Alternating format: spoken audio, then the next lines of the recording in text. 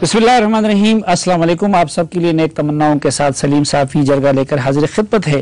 नाजरीन, आज के जरगे में बात होगी मसला कश्मीर से मुतालिक, पाक हिंदुस्तान ताल्लुकात से मुतालिक और इस खित्ते में और मुल्क में इस वक्त जो सूरत हाल है उस पे पाकिस्तान और हिंदुस्तान के तनाज़े के पड़ने वाले असरात से मुतालिक।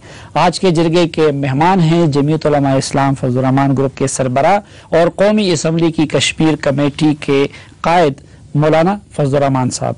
बहुत शुक्रिया मौलाना फजलुर रहमान साहब। पहले तो ये बताइए कि ये जो आपकी कश्मीर कमेटी है ये किस मरज की दुआ है, अब तक आप लोगों ने क्या किया है? सबसे पहली बात यह है कि जब 1993 में पार्लियामेंट की सतह पर कश्मीर कमेटी मारद वजूद में आई थी, ये एक पैगाम था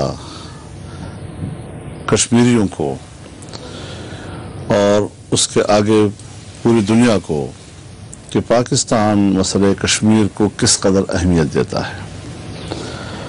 और इसमें शक नहीं है कि पाकिस्तान की खारजा पॉलिसी के लिए मसला कश्मीर वो महवर की हैसियत रखता था और दुनिया में हमारे दोस्त और दुश्मन के लिए कश्मीर के मौजू को और कश्मीर के उन्वान को हमने एक म्यार बना दिया था कि अगर इस मौक़िफ़ पर कोई हमारा हामी है तो वो हमारा दोस्त है और अगर इस मौक़िफ़ पर कोई हमारा मुखालिफ है तो हमारा मुखालिफ है।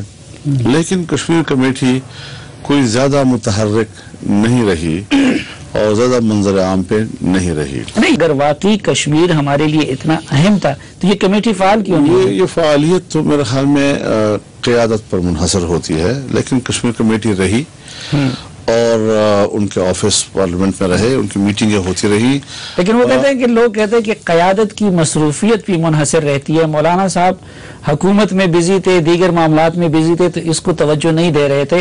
अब जबकि वो मसरूफियत ख़त्म हो गई तो मौलाना साहब को भी कश्मीर याद आ गई और कश्मीर कमेटी भी याद आ गई। नहीं, मैं तो जब से इस कमेटी का चेयरमैन बना हूँ उस वक्त से कश्मीर के कमेटी के हवाले से हम मुसलसल मंजर आम पर हमें जो बात मैं आपको ज़रा समझाना की कोशिश कर रहा हूँ वो यही है, जब हमने अफ़गान जिहाद के दौरान सन 1985 के बाद कश्मीर के अंदर एक नए इंतफाजे का आगाज़ हुआ तो वो उसमें अस्करियत का अंसर बहुत गालिब था जी, और एक मुसल्लह और अस्करी जिहाद कश्मीर की आज़ादी के लिए लड़ा गया। लेकिन जब 2001 का वाक़या हुआ और पूरी दुनिया में एक इनकलाब आ गया और तब्दीली आ गई, ठीक, तो उसका हिंदुस्तान ने बहुत फ़ायदा उठाया और पाकिस्तान को दबाव में रखा कि पाकिस्तान जो है वो दरअंदाजी कर रहा है और असलहे की जंग लड़ रहा है और कश्मीर का मसला कश्मीरियों की वजह से जिंदा नहीं बल्कि कुछ मुसल्लह ग्रुपों की वजह से जिंदा है। तो ये उनकी सियासी जद्दोजहद को अस्करी जद्दोजहद में हमने नहीं बदला, हम पाकिस्तानी जिम्मेवार नहीं है उसके? जिम्मेदार है, क्यों नहीं जिम्मेदार, यानी हम उसके पुष्ट पर थे और हमारी उसमें कंट्रीब्यूशन थी। आज़ादी का जज्बा कश्मीरियों का है और उसमें असल बुनियाद और असास तो कश्मीरी हो सकते हैं जब तक आदमी के अंदर खुद जज्बा ना हो। दूसरा किस जज्बा उनका अपना था लेकिन हमने उसको एक्सप्लॉइट किया और अपने मकासद के लिए इस्तेमाल किया। नहीं, यानी उनकी अगर ये ख्याल था कि हम इसको एक मंतकी अंजाम तक पहुंचा सकते हैं, उससे हम आज़ादी हासिल कर सकते हैं, लेकिन जनरल ज़ियाउल हक साहब के बारे में ये तासुर ज़रूर था कि अफ़गान जिहाद के सहारे जिस तरह उन्होंने अपनी हुकूमत को दवाम दिया, शायद वो उसी अस्करियत को अफ़गानिस्तान मुंतकिल करके मज़ीद जो है वो पाकिस्तान पर अपने अस्करी तसल्लुत को और मार्शल लॉ को बरकरार रखना चाहते हैं। लेकिन बहरहाल 2001 में हमें इस हकीकत को तस्लीम करना होगा कि जब आलमी मंजरनामा मुकम्मल तौर पर तब्दील हो गया और एक महवरी क़ुव्वत जो है वो अफ़गानिस्तान पे चढ़ दौड़ी तो उससे खित्ते की सूरत हाल मुकम्मल तौर पर तब्दील हुई और जनरल मुशर्रफ ने यहाँ तक कह दिया जी कि अब हम दरअंदाजी नहीं करेंगे। अब हम दरअंदाजी नहीं करेंगे कि माना ये कि उसने पाकिस्तान पर यह मलबा डाल दिया कि जैसे ये सब कुछ हम कर रहे थे और कश्मीरी जो है वो उसमें अव्वल पोजीशन पे नहीं बल्कि हम अव्वल पोजीशन पे रहेंगे, जिसका नुकसान हुआ हमें जी। लेकिन ये तस्लीम करना पड़ेगा कि अफगान मसले और बल्कि इस दलदल में जिस तरह हमें धकेल दिया गया उसका जो جو فطری اثر تھا، طبی اثر تھا، وہ مسئلہ کشمیر پر پڑا، اور مسئلہ کشمیر جو ہے ہمارا وہ پس منظر میں چلا گیا، اور اس کی حیثیت پھر ثانوی ہو گئی۔ نہیں، یہ کہتے ہیں ہم ضرورت کے تحت اس کو پس منظر میں لے جاتے ہیں اور پھر سامنے لے آتے ہیں۔ کیا یہ حقیقت نہیں ہے کہ ملٹری اسٹیبلشمنٹ نے ان مسائل کو اور اس ایشو کو اپنی طاقت اور اپنی قوت میں اضافے کے لیے استعمال نہیں کیا؟ کشمیر کے موضوع کو پاکستان کی اسٹیبلشمنٹ نے بھی اور انڈیا کی اسٹیبلشمنٹ نے بھی دفع الوقت کے لیے استعمال کیا۔ جیسے آپ لوگ پوائنٹ سکورنگ کرتے ہیں اور یہ کوشش کرتے ہیں کہ اس سے کوئی غلطی ہو جائے تو پھر میں اس کو ایکسپلائٹ کروں کہ وہ ذمہ دار ہے مسئلے کو طول دینے کا، اگر مجھ سے کوئی غلطی ہو جائے تو آپ ایکسپلائٹ کریں کہ مسئلے کو۔ لیکن اگر ملٹری اسٹیبلشمنٹ نے اپنی بالادستی کو برقرار رکھنے کے لیے استعمال کیا تو کیا یہ حقیقت نہیں ہے کہ سیاسی اور مذہبی لیڈروں نے اس کو اپنی سیاست چمکانے کے لیے استعمال کیا؟ میرے خیال میں سیاستدان ہمیشہ کے لیے تبصروں کے لیے رہ جاتا ہے اور پھر گالیاں کھانے کے لیے رہ جاتا ہے، جبکہ پاکستان کے اندر بہرحال اس میں کوئی شک نہیں ہے کہ عوام کی ایک وابستگی قلبی اعتبار سے، فکری لحاظ سے ہے اس کے ساتھ جی، لیکن مسئلے کا جو کلید ہے وہ کلید بہرحال اسٹیبلشمنٹ کے ہاتھ میں ہے، اور وہی اس کے رخ کو تبدیل کرنا، اس میں شدت لانا، اس میں نرمی لانا، یہ تقریباً کمانڈ وہیں سے ہوتا ہے۔ اب ہمارے سامنے جو مسئلہ تھا کشمیر کمیٹی کے سامنے کہ جو چیز پس منظر میں چلی گئی تھی، جو چیز ہماری خارجہ پالیسی کا محور تھا اور اب وہ محور نہیں رہا ہے اور ہماری ترجیحات تبدیل ہو گئی ہیں، اس کو اب ہم دوبارہ ترجیح اول پہ کیسے لائیں؟ اور جیسے کہ آپ نے پہلے جملے میں کہا کہ جی کس مرض کی دوا ہے، تو میں ذرا وہ مرض تو معلوم ہے، ذرا وہ دوا بھی بتا دیتا ہوں کہ اس میں کتنا ہم نے اس میں امپروومنٹ کی ہے۔ نہیں، دوا پہ تو بعد میں آتے ہیں، ڈاکٹر کے پاس یعنی مولانا فضل الرحمان صاحب کے پاس، کشمیر کمیٹی کے پاس، سیاسی قیادت کے پاس اختیار ہے۔ اب اگر آپ کچھ کریں گے تو کیا اسٹیبلشمنٹ آپ کو اجازت دے گی اور اس کو ناراض کر کے آپ کچھ کر سکتے ہیں؟ میں جو اس کشمیر کمیٹی کو لے جانا چاہتا ہوں، میں اس طرف لے جانا چاہتا ہوں کہ اس پر ایک ادارے کی جو برتری ہے یا ایک ادارے کے ہاتھ میں ہم شکوہ کرتے ہیں کہ جی وہی ایک ہی سب کچھ کر رہا ہے اور ذمہ دار پھر ہم سب ہوتے ہیں، نہیں، ہمارے درمیان کوئی ایسا نظام ہونا چاہیے جس میں ہم مربوط ہو جائیں۔ لیکن اگر برتری نہ بھی ہو تو سبوتاج کرنے کی صلاحیت، مثلا آپ اس وقت میاں نواز شریف صاحب سے زیادہ مضبوط پوزیشن میں نہیں ہیں، اگر آپ کچھ کرنے چلیں اور ایک اور کارگل ہو، کیا گارنٹی ہے آپ کے پاس ایک اور کارگل نہیں ہوگا؟ آپ کی ایفرٹس کو سبوتاج نہیں کیا جائے گا۔ یہ تبھی ہوتا ہے جب ادارے باہم مربوط نہیں ہیں، ادارے اپنے ایک دوسرے کو آگاہ نہیں کرتے۔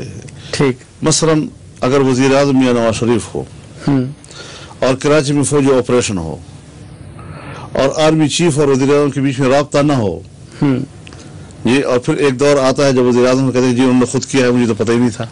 ٹھیک، پھر دوسرا ایک دور آتا ہے کہ جس میں پھر پرائم منسٹر نواز شریف صاحب ہیں اور کارگل ہو جاتا ہے جی، اور پھر آج وہ کہہ رہے ہیں جی کہ جی انہوں نے کیا اور مجھے تو پتہ ہی نہیں تھا جی۔ تو اب آپ جو کچھ کرنے جا رہے ہیں تو آرمی کی قیادت نے، آپ نے ان سے مشورہ کیا ہے یا انہوں نے آپ کو گو اہیڈ دے دیا ہے؟ میرا خیال یہ ہے کہ اس ضرورت کو سب محسوس کرتے ہیں، کیونکہ جب کشمیری لوگ ہمیں ملتے ہیں، اور آپ نے بھی سنا ہوگا، میں نے بھی سنا ہے بہت سے کانفرنسوں کے اندر، تو ان کی طرف سے ایسی شکایات، ایسے گلے شکوے سامنے آ جاتے ہیں کہ میرے خیال میں ان کو نظر انداز نہیں کیا جا سکتا، نہ اسے فوج نظر انداز کر سکتی ہے، نہ اسے ISI نظر انداز کر سکتی ہے، نہ اسے فارن آفس نظر کر سکتا ہے۔ اب یہ کون کرے گا؟ ظاہر ہے جی کہ کشمیر کمیٹی جو ہے، چاہے اس کی کمیٹی کا رول کتنا ہی محدود کیوں نہ ہو، لیکن وہی عوام کی نمائندہ ہے۔ جب عوام کی نمائندہ ہوگی تو فارن آفس کو بھی اکٹھا کر سکتی ہے، ISI کو بھی اکٹھا کر سکتی ہے۔ اب ہم نے فیصلہ کیا ہے کہ کشمیری اور پاکستانی قیادت مل بیٹھے اور جو تحفظات ان کے ہیں ہم ایک میز پر ایک دوسرے کے سامنے رکھیں۔ نہیں مولانا صاحب، ہم سمجھ نہیں پا رہے کہ اس وقت کا انتخاب آپ نے اس کام کے لیے کیوں کیا؟ پچھلے 3 سالوں میں بھی آپ اس کمیٹی کے چیئرمین تھے، اس وقت یہ منہ کیوں؟ اس وقت یہاں تک پہنچنے کے لیے آپ نہیں اندازہ لگا سکتے کہ ہم کن کن مراحل سے گزرے ہیں جی۔ اب پارلیمنٹ کے اندر کتنی پارٹی ہیں جی؟ حکومتی پارٹی ہے، حزبی اختلاف کی پارٹیاں ہیں، اور پوری کمیٹی میں میری پارٹی کا میں اکیلا ہوں۔ اب اس حیثیت میں ظاہر ہے جی کہ میں بے ہنگم تو نہیں دوڑ سکتا. مجھے ہر ایشو کے اوپر ہر پارٹی کو پہلے اعتماد میں لینا ہوتا ہے. ایک رائے جب بن جاتی ہے پھر فارم آفس کو اعتماد میں لینا ہوتا ہے جی, پھر اسٹیبلشمنٹ کو اعتماد میں لینا ہوتا ہے کہ صاحب آپ بتائیں یہ ہم کر رہے ہیں اور اس میں ہماری سوچ یہ ہے. مثال کے طور پر میں آپ کی علم میں لانا چاہتا ہوں, یہ جو ہم یہاں 28 جولائی کو اب بیٹھنا چاہتے ہیں, اس سے قبل ایک سال ہمارا اس پر گزرا کہ ہم آر پار کشمیریوں کو اکٹھا کریں کہ مقبوضہ کشمیر کا کشمیری اور جو آزاد حکومت کشمیر ہے, آزاد کشمیر کا کشمیری ہے, یہ سب اکٹھا ہو, گلگت بلتستان اس میں ہو اور سب مل کر یہاں پر ایک بات کریں جی.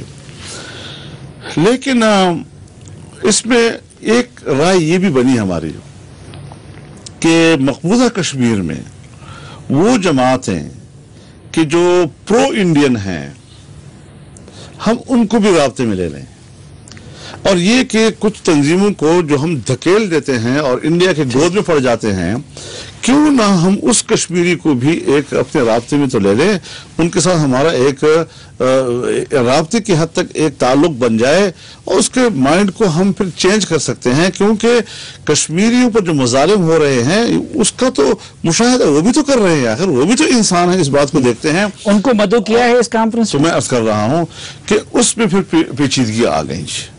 کچھ ایسا لگ رہا تھا جیسے کہ پرو پاکستانی جو گروپس ہیں وہاں پر ہم اس کو کنونس نہیں کر پا سکتے اس کے اوپر, تو پھر ہم اس سے تھوڑا سا پیچھے ہٹنے لگ گئے. پھر ہم نے یہ بھی فیصلہ کر لیا کہ جتنے پرو پاکستانی تنظیمیں ہیں اس کو ہم بلائیں, لیکن پھر ان کو پاسپورٹ مہیا نہیں کیے گئے اور انڈیا نے ان کو پاکستان آنے کی اجازت نہیں دی, جس کی وجہ سے پھر وہ رہ گئے. اب اس میں کس کس کو آپ دعوت دے رہے ہیں پاکستان کے اندر, مقبوضہ کشمیر میں, آزاد کشمیر میں, کون کون اس کانفرنس میں شریک ہوگا اور ایجنڈا کیا ہے, کیا اچیو کرنا چاہتے ہیں آپ؟ سب سے پہلے تو ہم یہ ہدف ہم نے رکھا ہوا ہے کہ اس پر پاکستانی اور کشمیری کا لب و لہجہ ایک ہو جائے, پالیسی ایک ہو, حکمت عملی ایک ہو. جو کچھ ہم کشمیر کے بارے میں کہہ رہے ہیں ہم باہم یک زبان بولیں, اور یہ جو گفتگو میں ایک فرق آ گیا ہے اور کچھ لوگ مختلف زاویوں سے بول رہے ہیں, اس کا حل ہم نکالیں تاکہ ایک رو پر ہم سب چل سکیں. جب ہم کہتے ہیں قومی موقف ہے ہمارا, تو پھر قومی موقف نظر آنا چاہیے, صرف دعوے کی حد تک نہیں ہونا چاہیے جی. اس حوالے سے ظاہر ہے کہ پہلے ہم نے حکومتی پارٹی سے بات کرنی ہے جی. میں آصف علی زرداری صاحب کو ملا کیونکہ وہ شریک چیئرمین ہے پاکستان پیپلز پارٹی کی, اور ان کے سامنے جب میں نے اس ضرورت کو سامنے رکھا تو انہوں نے تائید بخشی اور کہا کہ بہتر بات ہے جی. اس کے علاوہ پاکستان مسلم نون کے سربراہ میاں نواز شریف صاحب سے ملا ہوں جی, اور ماشاءاللہ انہوں نے بھی بڑی اہمیت دی اس چیز کو اور اس نظریے کو قبول کیا, اور کشمیر کمیٹی کی بڑی حوصلہ افزائی کی اور بلکہ یہ خواہش ظاہر کی کہ جو بھی کچھ کشمیر کے حوالے سے ہو پاکستان میں اس کا محور جو ہے پارلیمنٹ کی کمیٹی ہونی چاہیے. اس کے علاوہ جو حریت کانفرنس کے یہاں نمائندے ہیں, گیلانی صاحب کا گروپ ہے یا میروائز صاحب کا گروپ ہے, جتنی ہمارے پارلیمنٹ کے اندر پارٹیاں ہیں چاہے اس کا ایک رکن بھی کیوں نہ ہو جائے, اس کا جو سربراہ ہے ان سربراہان کو ہم بلا رہے ہیں. آل پارٹیز حریت کانفرنس میں شامل جتنی جماعتیں ہیں اور جن کا یہاں پر نمائندگی موجود ہے ان کو ہم بلا رہے ہیں. یہاں جو آزاد کشمیر کی تمام جماعتیں جو اس وقت یہاں پر موجود ہیں, تو یہ کوئی 12-13 جماعتیں جو ہیں وہ کشمیر کے حوالے سے وہ شاید اس کے قائدین موجود ہوں گے. پاکستان کی جو پارلیمنٹ کے اندر جماعتیں ہیں ان کے تمام قائدین موجود ہوں گے. اور جو سب سے زیادہ با اختیار اور طاقتور پارٹی ہے وہ کون؟ فوج. نہیں, فوج کا معاملہ اس کی قیادت شریف ہوگی, اس کو مدعو کریں گے, آن بورڈ لیں گے. فوج کا معاملہ وہ دوسرے درجے میں آئے گا. ابھی ہم صرف ایک تو فورن منسٹری سے ہم بریفنگ لیں گے کہ وہ ہمیں بتائے کہ کیا صورتحال ہے جی. اس میں پھر اسٹیبلشمنٹ کی سوچ اور فارن آفس کا ذمہ دار رہیں گے, اور سیاسی حکومتوں میں زیادہ تر جو سول سائیڈ ہوتا ہے یا جو پارلیمانی اس کی جو پہلو ہوتا ہے وہ زیادہ سامنے اجاگر ہوتا ہے. اگر فارن آفس سے یا اسٹیبلشمنٹ سے بریفنگ لے کے آپ لوگ کچھ کرنے جائیں گے